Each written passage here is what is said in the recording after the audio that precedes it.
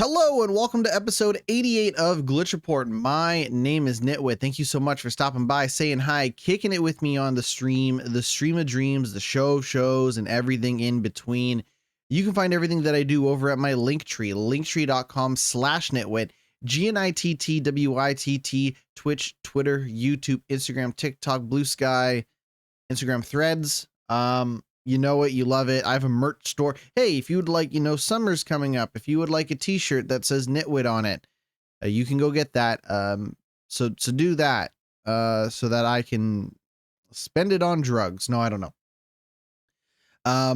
Episode 88, when this podcast hits 88 episodes, an hour, you're going to see some serious shit. And, we have a fantastic show for you today. A good amount of Ubisoft news, some consumer kind of state of the industry type stuff. I am a stickler for the context of not just, what's going on with individual games and studios, but also like, let's take a look at the entire industry if we can, if we may boldly, take a look at things like consumer spending, some game industry developers kind of chiming in on younger players, preferences, trying to get that, get new people into games, younger people into games, stuff like that. I think, it probably goes without saying.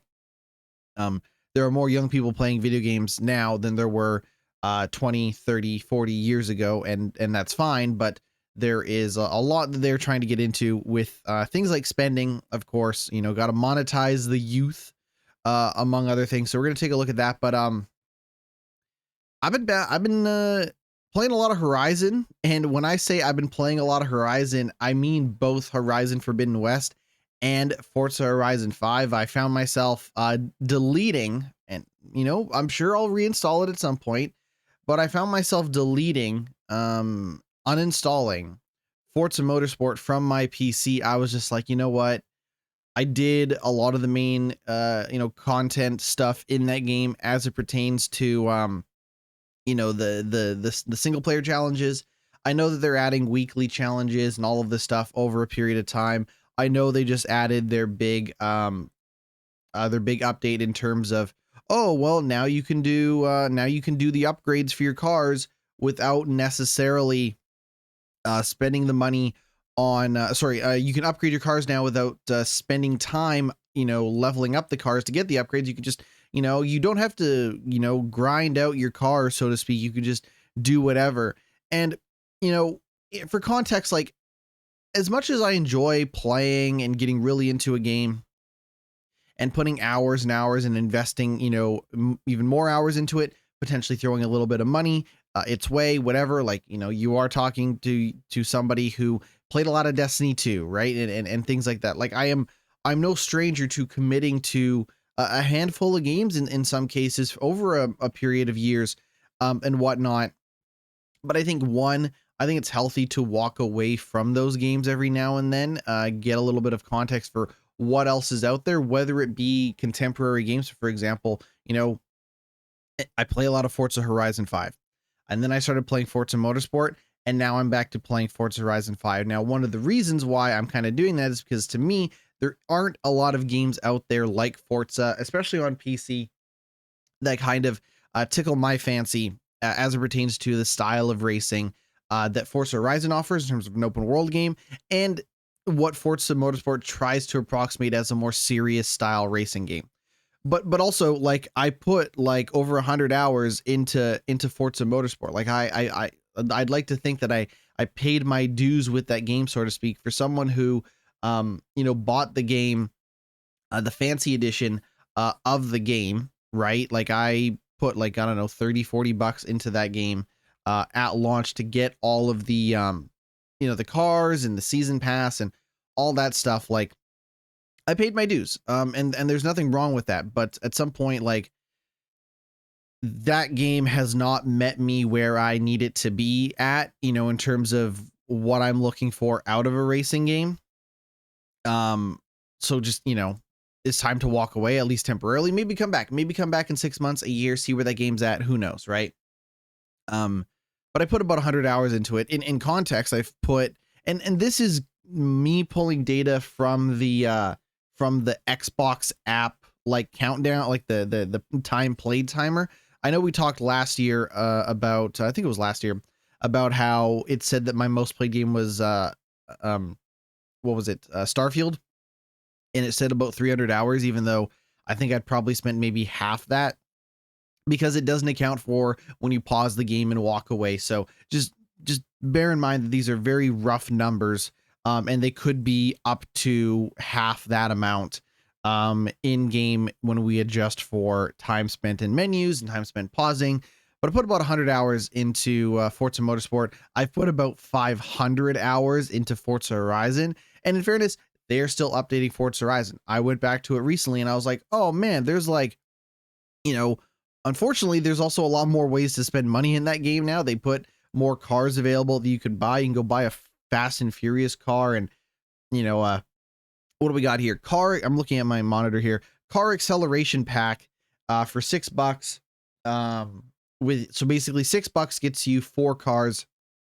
Here you get the 67 Shelby GT500, a 2021 McLaren Sabre, a 2022 Ford number 4 Pro Electric Super Van, and the 2019 Ginetta G10 RM. So, you know, there's plenty of DLC you can buy for Forza Horizon 5. Looking back, you know, you can get the Hot Wheels expansion, which I kind of went back and I played some of the Hot Wheels expansion. I still don't love that Hot Wheels expansion, but whatever, c'est la vie. And then, of course, there is the Rally Adventure Pack from Forza Horizon as well. They've also added in Forza the ability to buy cars without the in-game currency. This is the thing that I maybe like the least in these games. If you're going to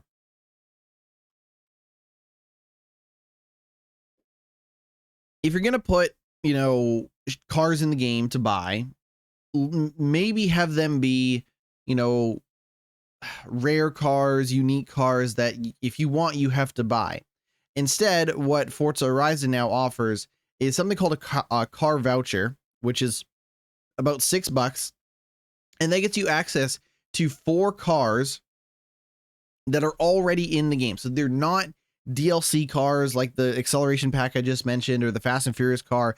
This is shit that is already in the game that you can get without actually earning the a lot of the credits and stuff like that that you would need in that game. That's where I'm like, does this mean that they're going to influence how much money you earn in race and stuff like that in order to you know, make you incentivized to spend money in that game on cars that you could earn for free?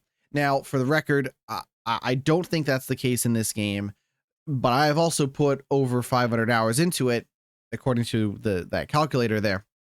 And what that means is I have more cars than I will ever drive in that game ever for the rest of my life. I think I have, I don't know, 500, 600 cars roughly. So that means I'm earning at least a car an hour based on that time played. And I can tell you, this is the way the menu organizes the garage and all of that stuff. I definitely have, like, I don't know, maybe 50 cars that I on any given basis, on any given, you know, challenge or type of race or whatever, because, you know, you can do things with the cars like, oh, I took this Subaru car and I have tuned this, you know, 2021 Subaru to be more of a street racing car, to be more of a road racing car. But this same car can be tuned with different tires and stuff like that for rally racing, for dirt racing, for off-road racing. Now the thing is that, like, you do have to kind of dig in the menus just a little bit to switch that car back and forth between those different settings. So in a lot of cases, it's like, hey, I kind of know what type of car, like I use a lot of Subarus and Mitsubishis and that type of thing when I'm doing rally racing, for when I'm doing dirt racing, because I already have cars figured out: Ferraris, Lamborghinis, Honda Civics, you know, a Civic Type R, things like that, for when I'm doing road racing and things like that. Now, there are challenges in the game where it's like, we want an A-class rally car for this challenge. But again, because I have so many cars, there's actually a very good chance that I have some type of rally car with those settings already applied. I can just hit the button and go and not dig through the menus and stuff like that. And that's because, again, I have so many damn cars in that game. But, going back to Forza Horizon 5, it runs a lot better on the PC than Forza Motorsport does. I know Forza Motorsport's trying to do a couple of different things in terms of weather and stuff like that from a graphical perspective, but Forza Horizon 5 just looks a lot better, especially as it pertains to things like performance. And I have continued to really enjoy my time with that game. I will also say I have found myself enjoying my time with Forza Horizon Forbidden West a lot more as well. Getting a lot more of the newer weapon types and abilities and stuff like that. And I think if nothing else, the meat and potatoes of the gameplay of fighting the big robots and all of that stuff continues to be exciting, and I think is just fresh enough in some scenarios to justify itself. I know I can be a real stickler for things like, oh, like, what is this sequel doing that's different? What is it doing that's better? Do we even need this type of thing? And while I think the jury's still out on whether this game actually justifies its sequelness, for lack of a better word, the part where I am running into, new robots, old robots from the original game, and the updates and changes that they've done in terms of like, oh, now when you use like your slingshot bomb launcher, you can do something where you launch something called adhesive, and adhesive makes the robot slower and sticky, and so they may not move as fast, they may not be able to use some of their same special attacks on you.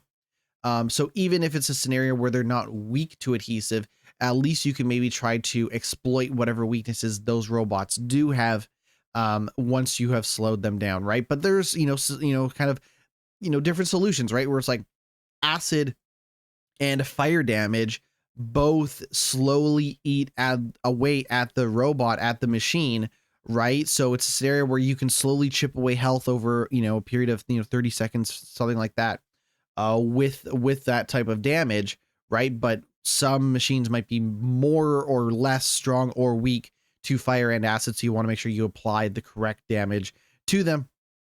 Frost damage does something very similar to adhesive in terms of slowing down the robot. You're tearing off these components, right? Like I was fighting a big machine. I was playing it just last night, and he had this like giant cannon. It had this giant cannon that was blasting the shit out of me. I took my like normal bow and arrow that is used for tearing off components of the machine. So whether that be, exposing weak points under armor or blowing up their, special, weapons or whatever they have.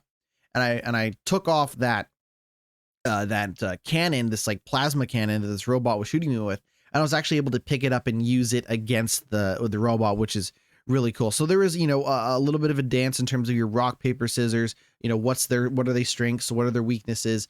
I came across I was just kind of running through the jungle at one point, and I came across these like trip mines, and I walked over it, and it shot like basically this flare into the air. And I thought to myself, oh, I don't know, this is super weird. And I just kept going. And then at some point I am getting blasted by like these kind of mini like rockets, like very small rockets. And I couldn't figure out where they're coming from. And it's because I had entered some territory where one of the machines also uses like some predator style, like invisibility cloaking. And I'm like, oh shit. Like I alerted it to I alerted it to its my presence by tripping over these like, little flares, like mine flares for lack of a better word. And it can home in on me with these barrage of rockets, but I can't see it because it's using like that predator style cloaking. Just a great moment that had like nothing to do with the story. That was just me running around the world. Luckily, the trick with that robot is that it does not have a lot of health. It is just fast, and it will, frequently switch to its invisibility cloaking. But once you get it, it does not have a lot of health, which is quite cool. And it's a great character, great machine design, of course, great animation. So again, from a meat and potatoes perspective, I am Uh, Definitely a lot warmer to just the flow of the game, the flow of the combat, and things like that. I've also found myself exploring a fair bit more. I did talk about it last week in terms of like, ooh, do I really need to, explore? And what I found in the scenarios is, if it is a main story objective, I will walk to that main story objective. Doesn't matter how far it is. But if I need to go back to town to, cash in a story mission or a side mission that I've been doing, to sell stuff, to upgrade weapons, I will fast travel, but I'll always walk back to wherever it is that I'm trying to go. I've also experimented with some of um the mounts in the game, so you can find robots in the world, and if you sneak up on them, you can override them and give yourself the ability to actually use them as, horses and mounts and stuff like that. Some of them are big, burly, beefy boys that I find very difficult to control.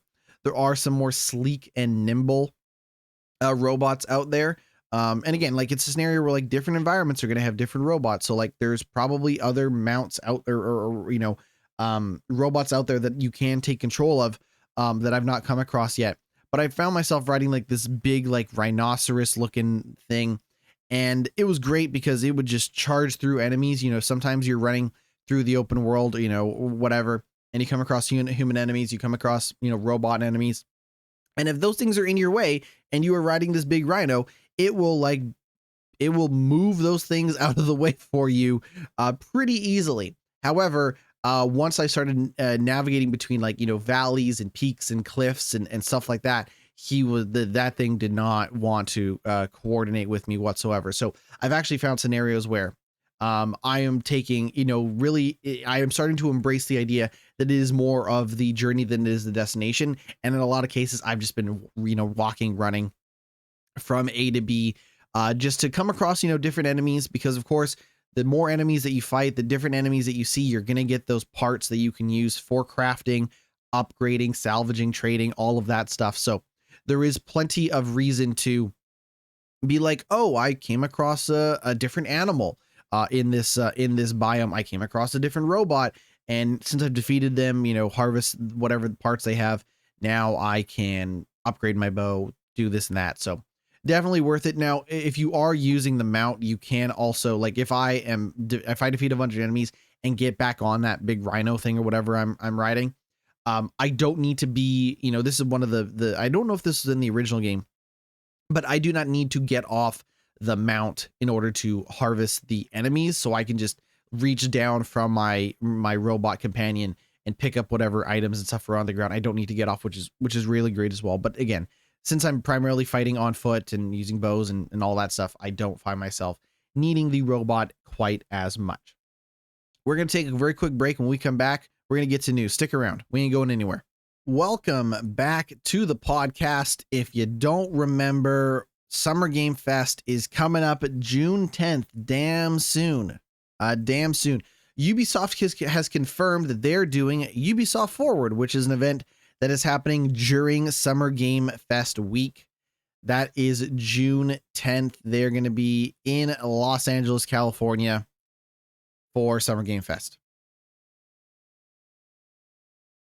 Now, keep in mind that, Summer Game Fest is basically, first of all, let me pause. Let me back up. Happy WrestleMania week to everybody who is watching and listening. And if you are thinking, why is WrestleMania a whole week? It's because of events that are happening in and around the host city of Philadelphia this year. A lot of GCW events, the Collective doing their thing on Fight. You got Ring of Honor, you got NXT, you got a lot of different stuff outside of just WWE. So actually, maybe that's the closest way to describe it, is like it's kind of like Summer Game Fest week. Now keep in mind that Summer Game Fest itself is going to do its live event on June 7th. They will then do Summer's Game Fest Play Days, which is an invite-only media and influencer event that will be held from June 8th to June 10th. So right around that June 10th mark is when Ubisoft plans on doing their Forward event live from Los Angeles. And then, of course, there's Day of the Dev Summer Game Fest edition, which will be following the Summer Game Fest live showcase June 7th. So there is a lot of stuff happening. Not just, FOMO in-person events like play days, but we also have stuff that we can watch from the comfort of our own home between the Summer Game Fest live event, Day of the Devs as well. Now, last year, several other major publishers chose to hold product showcases around Summer Game Fest time. Those companies being Microsoft. If you remember, Microsoft did their Xbox Game Showcase, which followed up by like a nearly hour-long Starfield Direct. We also have Square Enix. They did an event last year, and Capcom did an event last year. We will see who else, kind of stakes a claim in terms of, hey, we're doing something. Rumors, we'll get to it in a little bit, but rumors are of a Sony showcase coming up soon. Maybe they get out a month early. Maybe they, time it around this. I don't quite know, but you can see the gears are spinning in terms of stuff we can expect around that June, the second week of June sort of showcase. More Ubisoft news. Ubisoft laying off 45 staff as part of plans to, quote, streamline operations. Employees in its global publishing and Asia Pacific divisions are affected. Last November, the publisher announced that it was cutting 124 positions based mainly in Canada. Now it's confirmed that a further 45 staff will be laid off in its global publishing and Asia Pacific divisions. In a statement to GameSpot, the publisher said, over the past few months, every team within Ubisoft has been exploring ways to streamline our operations and enhance our collective efficiency so that we are better positioned for success in the long term. In this context, today we announced that we are further reorganizing our global publishing central and APAC structures to adapt them to the market evolution with a more efficient and agile approach. Those changes will impact 45 positions overall. These are not decisions taken lightly, and we are providing comprehensive support for impacted colleagues. We also want to share our utmost gratitude and respect for their many contributions to the company. Now, people want to be like, GnittWitt, you're so mean to Ubisoft, you're so harsh to Ubisoft, despite the fact that you play a lot of Ubisoft games. Just be nice to Ubisoft. They're trying their best, right? And I'm gonna not do that, and I'm gonna keep it real. Listen, the day I stop keeping it real with you, like fucking stop listening to this podcast, launch me into the sun. The day I don't keep it 100 with you, the listener, the viewer, is when I am done. Okay. I want to go back to something that they mentioned in this, in their statement. They said that they've been exploring ways to streamline our operations and enhance our collective efficiency. You know what's one way to do that? Not put out bullshit like Skull and Bones. Like, let's go back and listen. I'm not even trying to pick on Skull and Bones. I'm not even trying to do that. But I just want to just shed some light, okay? If I may. Skull and Bones came out February 16th, 2024 this year. You might have forgotten that already, and in which case, I think everybody's forgotten it. But in terms of efficiency, the game began development in 2013. Like, there's nothing efficient about the way in which Ubisoft has put out Skull and Bones.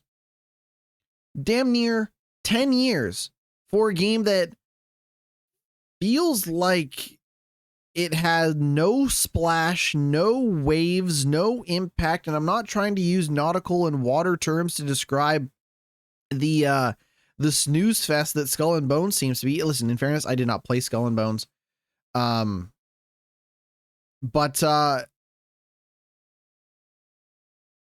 where's the efficiency in that?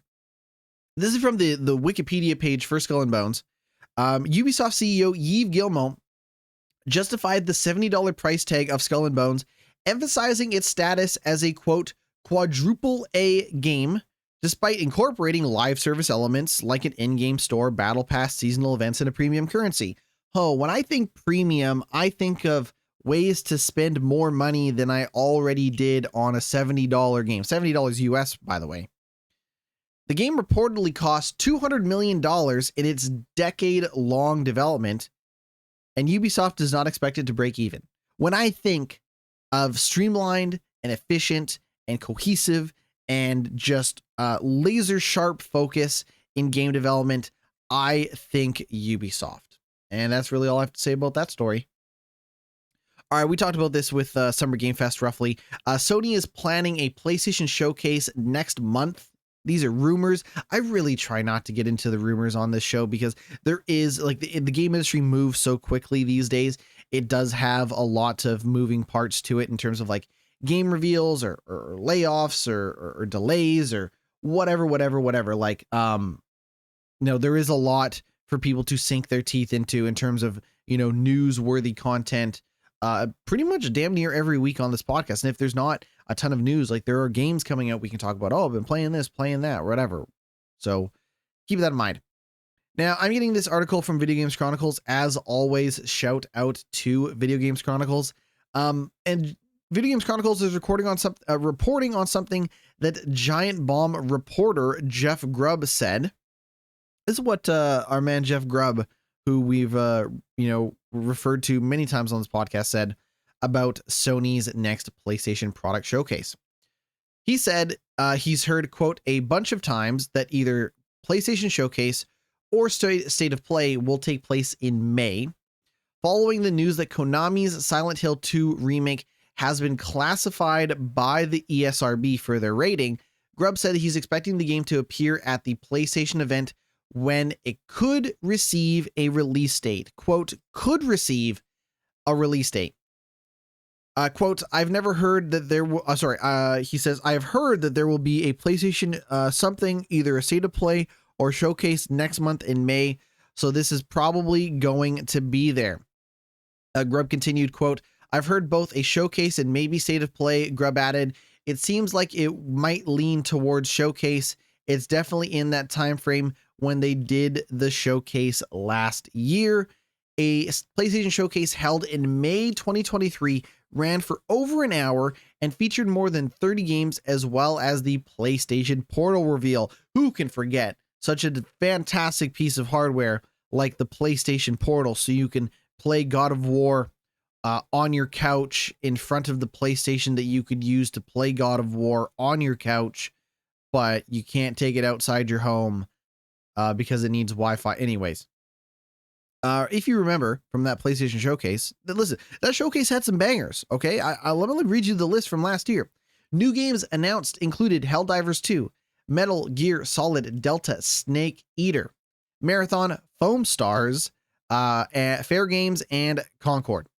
Now, announced in October of 2022, the Silent Hill remake is in development for PS5 and PC at Bloober Team, the Polish studio behind The Medium, Layers of Fear, and Blair Witch. They also made Observer. I would argue, in my humble opinion, and I never even finished Observer, but I would argue that Observer is probably the best game that Bloober Team did, but that's also because it leans into sci-fi, cyberpunk, like fucked up computer horror shit, and I think that's way cooler than The Medium or Layers of Fear. And I'm not a big Blair Witch guy, but maybe I should. I think Blair Witch is on Game Pass.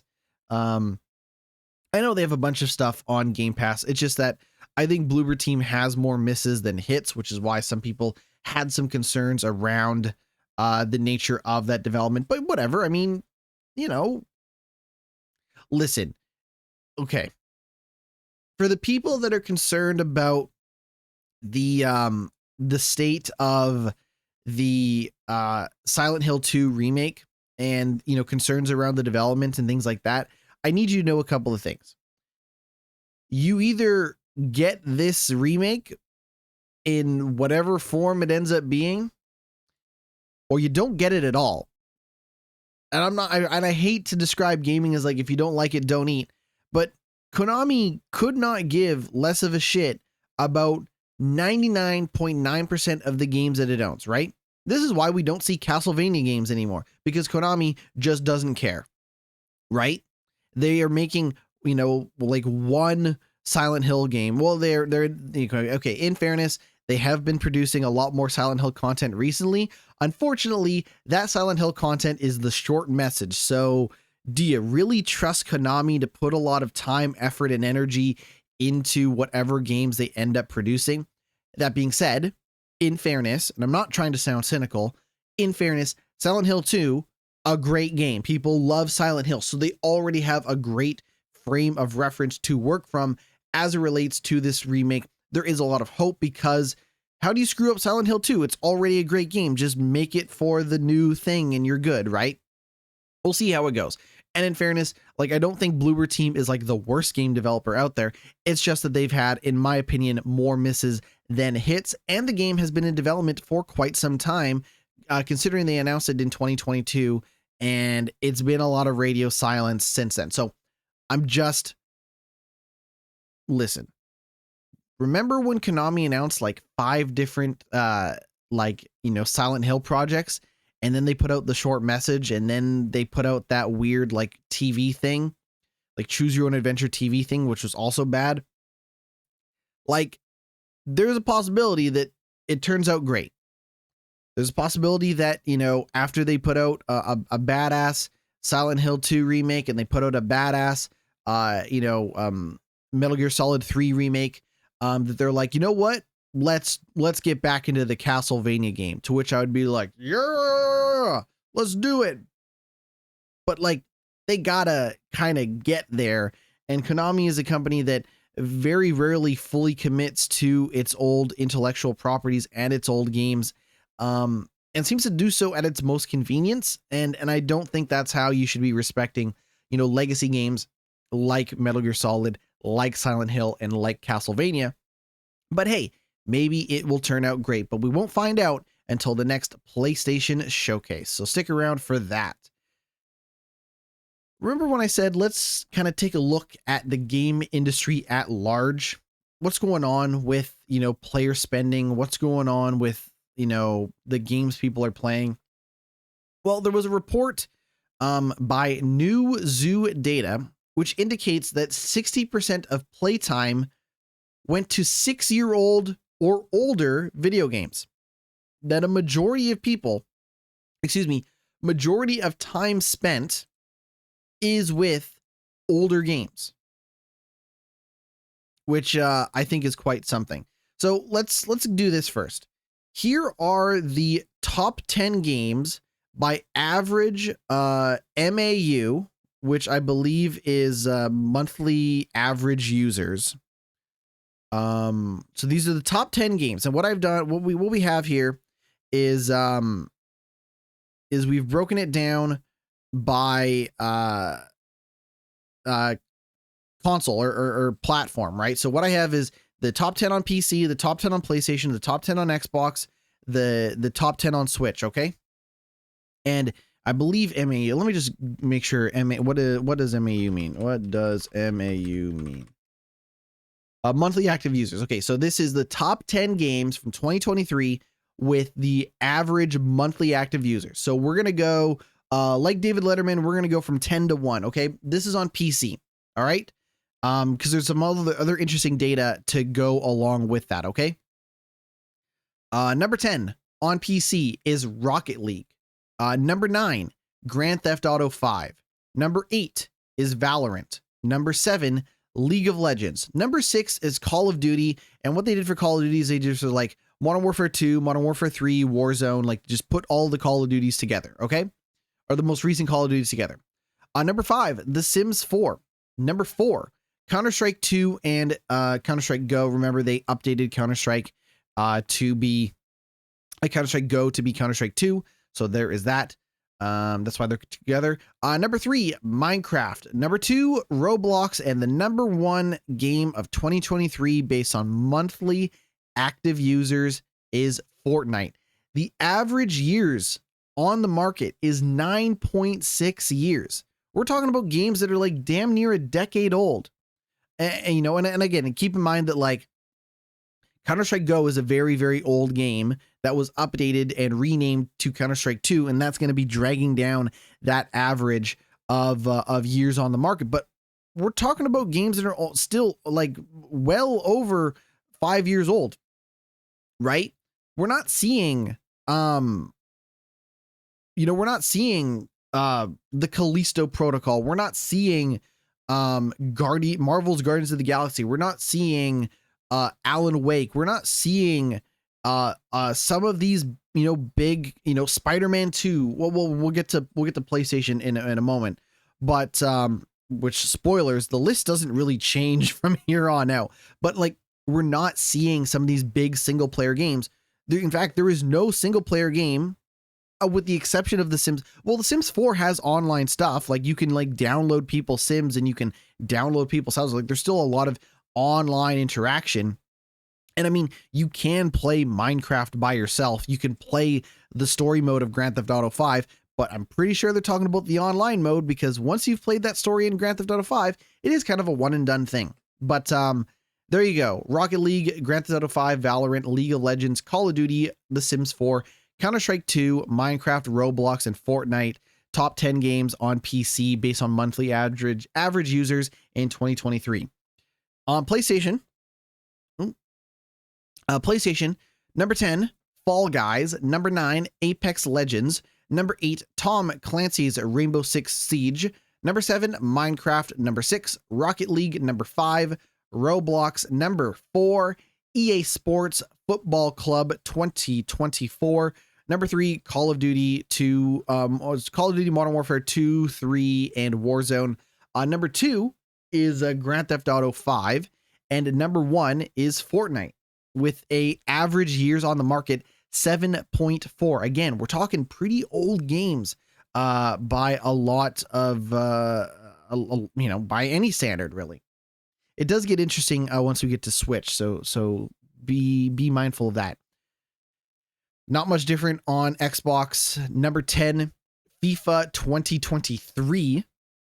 Number 9, Apex Legends. Number 8, Starfield, which, hey, that, like, I hate to sound like an old man, but that, like, weirdly enough makes me feel happy that, like, a game that came out in 2023, that actually came out in 2023, was one of the most biggest played games on Xbox. And I'm not cheering for Xbox. I'm not cheering for Starfield. It's just like, holy shit, that's the first time we've gone through, like, damn near over 20 games so far, 20 2 top 10 lists, and finally we get a game on one of these lists that actually came out in 2023. So again, for Xbox, number 10, FIFA 2023, number 9, Apex Legends, number 8, Starfield, number 7, Rocket League, number 6, Tom Clancy's Rainbow Six Siege, number 5, Roblox, number 4, Minecraft, number 3, Grand Theft Auto 5, number 2,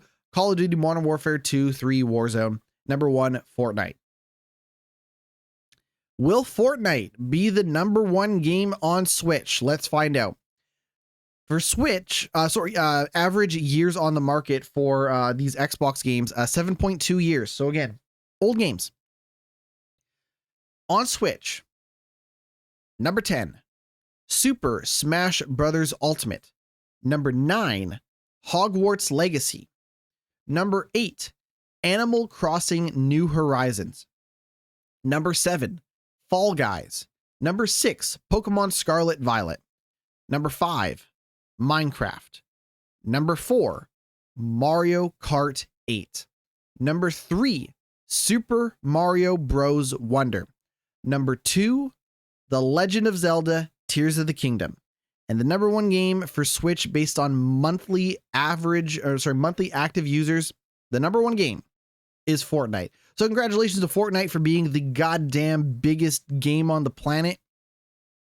But I find it fascinating. Like, I will say this. Like, here's what I suspect. And this is just looking at the data that was presented to me here. Average years of games on the market on Switch was 3.9. So Switch users are playing much newer games, typically. And the other thing is that if you look at this list, there are 3 games on that Nintendo top 10 list. And I'll say that for they're getting this data from just the US and the UK, not the whole world, but still. This is not perfect data because games don't release data unless it's convenient and makes them look good. However, there are 3 games on that Nintendo Switch list that are games that actually came out in 2023. So do you know what I think? I think Switch users actually buy more games. That's what I suspect. I think whether it be a third-party game like a Warner Brothers Hogwarts Legacy, or a new game like Zelda Tears of the Kingdom or Mario Bros. Wonder. When did Pokemon Scarlet and Violet come out? Pokemon Scarlet. Did that come out in 2023? I don't know. I'm not a Pokemon expert. No, Scarlet and Violet came out late in 2022. Okay. But you see what I'm saying? Like, I don't know why. I couldn't necessarily tell. Well, I think I know why. I think people that buy Nintendo Switch games, or sorry, people that buy Nintendo Switch Nintendo consoles always plan on buying, like day one, the new Nintendo games. I'm not saying that everybody who owns a Switch is going to buy Super Mario Brothers Wonder. I'm not saying everybody that owns a Switch is going to go buy Zelda Tears of the Kingdom, but I think the reason why they bought that console to begin with is to play Nintendo games. Whereas there are people who probably do not give a goddamn shit about Spider-Man, Uncharted, Gears of War, Halo on an Xbox, on a PlayStation, right? And in fairness, the reason why I think The Sims is on PC is because The Sims has been best known as a PC,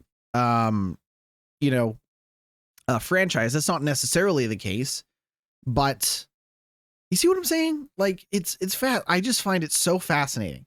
It's so crazy to think that we, and there's nothing, like when I say crazy, I'm not trying to use that as a derogatory term. Like there's nothing wrong with people sitting around and playing Fortnite all the time. I think Fortnite's pretty good. But if you're wondering why we have this situation where, between uber capitalist practices of let's just fire people left, right, and center and just shrink our head count, it's also a scenario where let's go back to Ubisoft. We'll use Skull and Bones to pick on Skull and Bones. What could Skull and Bones possibly do to get somebody who is playing Fortnite to stop playing Fortnite and move on to Skull and Bones? Right? Like forget Nintendo for a moment, because Nintendo is the Disney of video games, right? They have the most legendary characters, they have the most legendary franchises, they appeal to the masses and the mass market in a way that, Nathan Drake and Ratchet and Clank never could do. Like it's just not there, right? It's not there.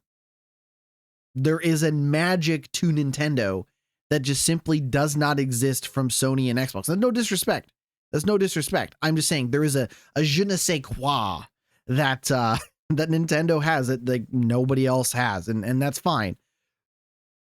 But all these people sitting around playing old ass games, it blows my mind.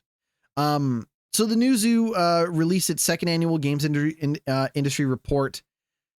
The report emphasizes how, while developers can still be successful, players are spending more time in already established franchises and live service games, in theory, making it harder for new games to find an audience. Like, I feel like what we're getting at is the folks that are big single-player, story-based gamers are a dying breed. Or if they're not a dying breed, they're at least the niche, right? According to Newzoo, while the games industry grew in 2023, reaching $93.5 billion in revenue, a small number of publishers and developers took up a significant slice of the overall pie. My favorite type of pie, overall pie. According to the data, just 66 titles accounted for 80% of all playtime in 2023, and 60% was spent in games that are 6 years old or older. Even the playtime spent on games defined as new, which is, according to the data, they define new games as 2 years or younger, is made up partially by annualized sequels. 23% of new games included yearly titles such as FIFA and Madden, and I'm assuming Call of Duty. Check this out. just 8% of playtime was spent on new non-annual games such as Diablo 4 and Baldur's Gate 3, which were probably, and I'm going to assume Starfield is up there as well, in terms of like, this game does not come out every year. It is but also, well, actually, in fairness, Diablo 4 and Baldur's Gate 3 are sequels, right? But I'm just saying, like, 8% of new non-annualized games were Diablo 4 and Baldur's Gate 3. And those are sequels. Those are sequels. They're not Starfield, which is crazy. The Newzoo's top 10 most played games ranked by monthly active users. Fortnite took the top spot on every platform. And the Newzoo put out a statement saying it will be increasingly challenging to grow a new player base, particularly in our current landscape where evergreen titles and robust content pipelines reign supreme. Now, I'm going to take a pause. Does this mean that you should go out and buy Spider-Man 2 day one on release? No. There are so many single player games, and a lot of single player games can be very long, in-depth games. Talking about people putting hundreds of hours into Baldur's Gate 3, excuse me. Hundreds of hours into Assassin's Creed Valhalla, hundreds of hours into Starfield. Like, some of these single player games are very big games, right? So like, just keep that in mind, that like, people could spend a lot of time, and Diablo 4 is an online game that you can play by yourself, which I did, but just keep that in mind. Tekken 8 players are expressing frustration at the addition of a new Tekken Fight Pass. So going back to the idea that like we need to add more online engagement mechanics into a game like Tekken, keep in mind that Tekken is a premium game, right? Tekken is a $70 game, which added a store last month so you can spend real money on costumes and characters and all sorts of stuff. They also have a character pass, which means that if you want every new character that they add, you can just buy all of the characters that they're going to add for this season up front, right? So let's break it down. $70 for the game. If you want to buy more characters, you can either piecemeal or as a bundled collection. You can also spend money on costumes and cosmetics in the game. And then on top of that, they will now sell you a battle pass, which, quote, during this specified period, players can increase their level by completing daily and weekly missions and online matches, allowing them to obtain various items. So if you want a carrot on the stick for continuing to play Tekken 8, you can buy this pass if you want and keep getting rewarded for the stuff that you play. As with other games, the battle pass that Tekken 8 has will have a free tier. So if you don't want to spend any money, but still want to get rewarded for playing the game, you can do that. However, items are even more luxurious in the premium version. So this angered some players because the game was already $70 at launch US, and now they're seeing other microtransactions being added to the game post-launch. Tekken 8 launched in January 26th, and around a month later, Bandai Namco then added microtransactions to the game, along with a Tekken shop where items can be bought for real money. I'm not necessarily going to get into all of the things that the players said, but I think you have an idea of where all of this is kind of going, right? It's a scenario where, so let's try to look at it from the perspective of the Tekken 8 developers and Bandai Namco. Tekken 8 is going to have a very hard time, despite it being an online, game you can play. Listen, there is a single player story in Tekken 8. You can play Tekken 8 by yourself, no problem. Tekken 8 has a single player campaign similar to Injustice, similar to Street Fighter, similar to Mortal Kombat. Like if you just want to play it for the story, and then mess around with some fights by yourself or online, customize, you can do all that stuff. Like there's a lot in Tekken. There's a lot in Tekken 8. I'm not going to try to say that Tekken 8 was some like skin and bones game for $70. There was a lot of meat in Tekken 8, but Hear me out. So if they already knew that Tekken 8 was going to sell so many copies to so many players, but it's cost them so much money to make Tekken 8, there's really only a couple of options for this. So Bandai Namco knows that they can only sell so many copies of Tekken 8 to so many people, right? Because it is a fighting game. Fighting games are not the biggest franchise or biggest, genre on the market. Okay, so they know that. So they sell however many copies they do. And then they realize that they can only sell the game for $70. So they already take the hit of selling X amount of copies to X amount of people. So how do they recoup their money?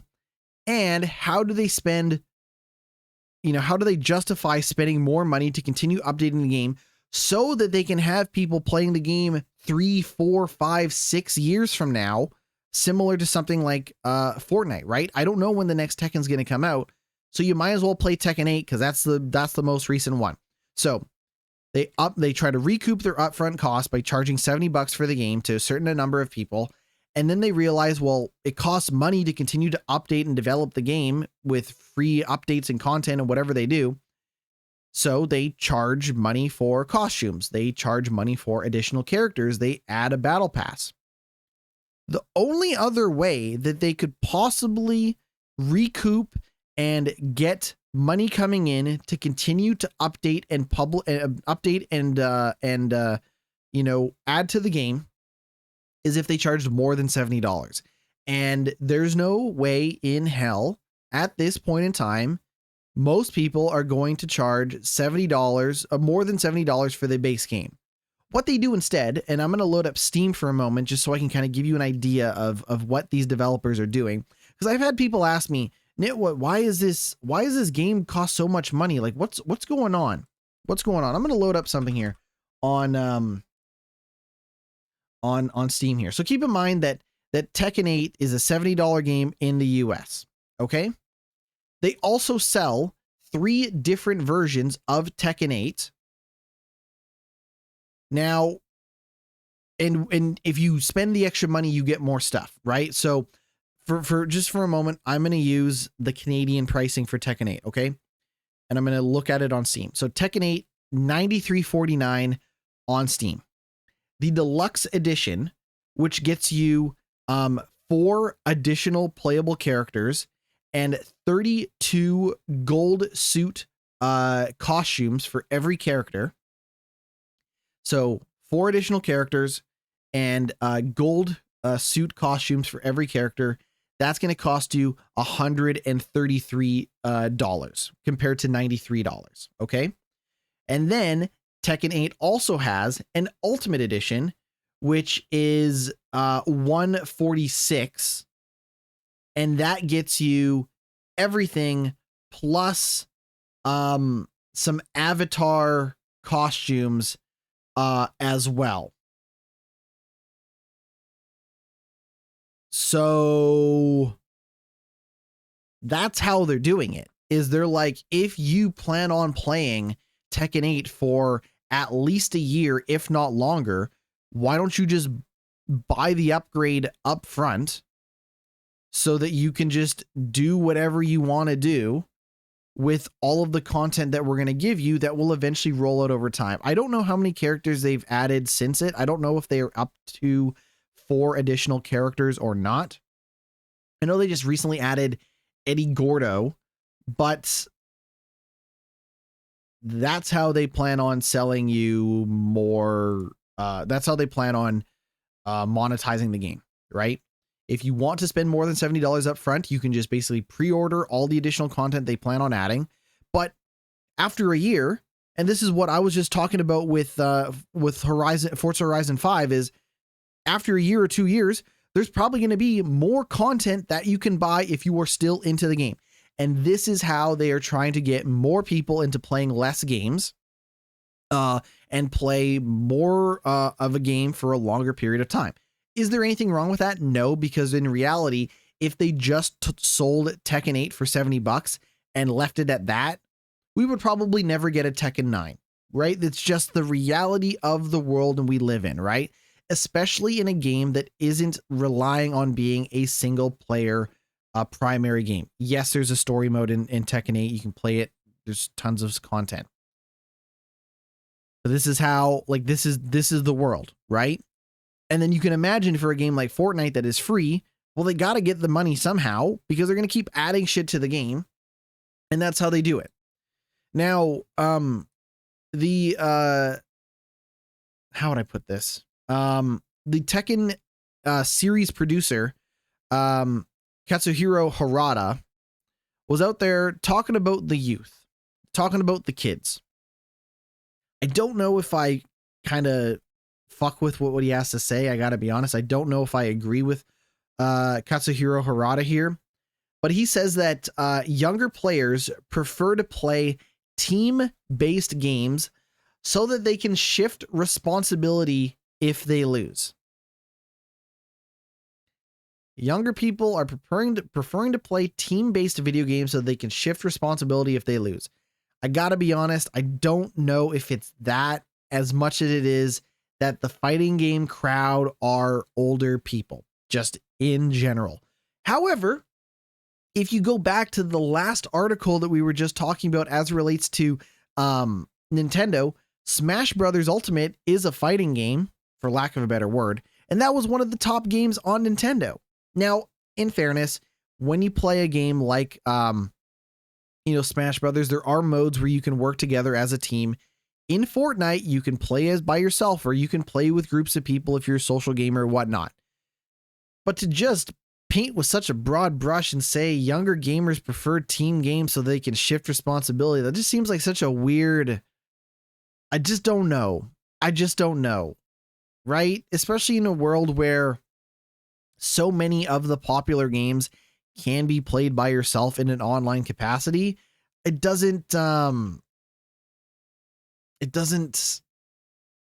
listen, he tries to contextualize it within the culture of Japan and stuff. Let me just read what Harada says and we'll go from there. It seems to, quote, "It seems to me that the way fighting games are played has evolved over time with the generations. In Japan, and probably in most of the world, my generation is a big one. It makes up a good chunk of the population. That made our society a competitive one." I guess he's talking about older people, but anyway, I digress. "If you applied to a school or a job, there was always a lot of competition. Because of this, people in my generation prefer definitive outcomes, a clear winner and loser. This applies to folks in and around their 50s. But most young people nowadays are the opposite. They're rarely eager to engage in one-on-one showdowns. Plus, because fighting games pit you by yourself against a single opponent, you have to accept all the responsibility if you lose. You can't blame anyone else." He goes on to say, "In team-based shooters, when players win, they can say they won because of their own contributions, but when they lose, it's because they got matched with a lousy team. Some games even give out individual awards to each and every player," Yoshida adds. Yoshida being this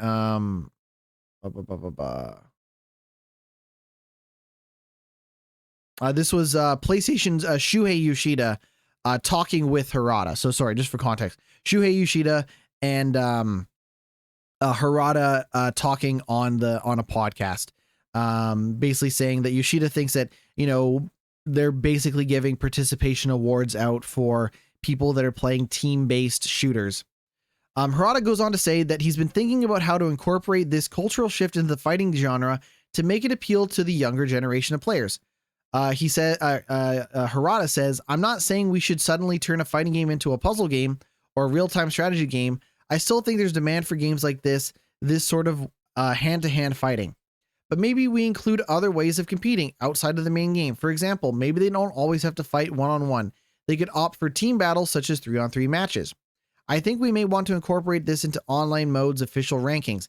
Maybe team matches could have positions within teams, something like the order of teammates in judo matches," which I think is a fucking fantastic idea. If you want to try to incorporate real life, like martial arts team-based stuff into the presentation of your online gaming in fighting games, sure, why not? Give it a shot.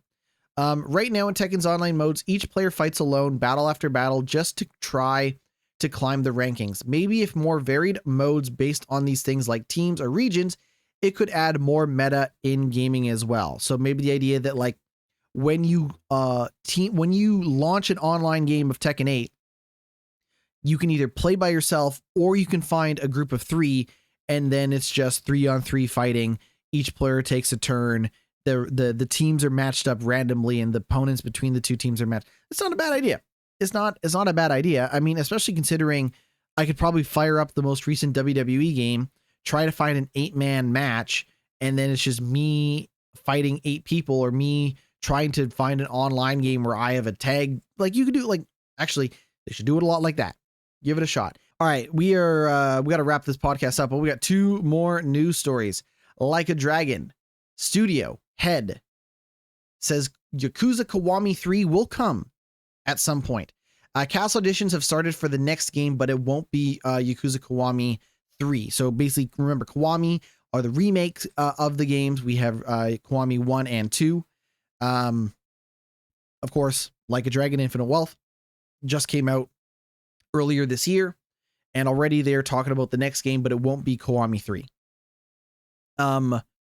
Let's see here. This is Ryuga Gotoko Studio TV, which is the Ryuga Gotoko is the studio that makes the Yakuza games, the Like a Dragon games. They have their own YouTube show called Studio TV. And the head of that series, Masayoshi Yokoyama, announced that the Castle editions for the next Like a Dragon game will be held soon. However, as reported by Game Talks, Yokoyama stressed that this new game was not Yakuza Kiwami 3 and was a completely new title. Quote, "It's not Yakuza Kiwami 3, but it's been written about so much that it's probably best to properly deny it. I will say, though, I think I will do Kiwami 3 at some point. I'm sure I'll do it someday." So right now, if you go play Yakuza 3, it is a remaster of the game. The PS4 version and the PC and the Xbox version are upgraded versions of the game running at 1080p at 60 frames per second with previously cut content from the PS3 release of the game, but it is basically still a 2009 game, right? It is not a modern, Yakuza game by any stretch. So people are hoping that maybe we get a Kiwami 3, which is why I'm glad that I am playing the series in the order that I am, doing Yakuza Kiwami 1 and then 2 and then going back to 0. So maybe by the time I get to 3, I'll be able to play Kiwami 3 instead of the original game. But that's really all they have to say, is they're working on it, or not working on it, but maybe they will eventually. And then speaking of games that are being worked on, but really there's nothing else to say, Saber Interactive CEO says its Star Wars Knights of the Old Republic remake is still alive and well. The game's fate had been up in the air in recent years. However, they are cooking on that game now that they are free from Embracer Group. That's kind of it. We're going to do some streaming tomorrow morning. Might do it earlier in the morning, 9, 10 a.m. roughly, but we're going to play some Horizon Forbidden West on the stream. That is the plan. And then hopefully have some more TikTok videos out next week. It has been a crazy week. I got a lot of wrestling to watch as part of WrestleMania weekend. Again, happy WrestleMania weekend or week to everybody. But I do have a lot of wrestling to get to. And I just want to say thank you so much for supporting the show. 88 episodes. Very, very awesome to see the support and the folks that enjoy the show. You can find everything that I do over at my Linktree, linktree.com/GnittWitt, GnittWitt, Twitch, Twitter, YouTube, Instagram, TikTok, Blue Sky, Instagram, Threads. You know it. You love it.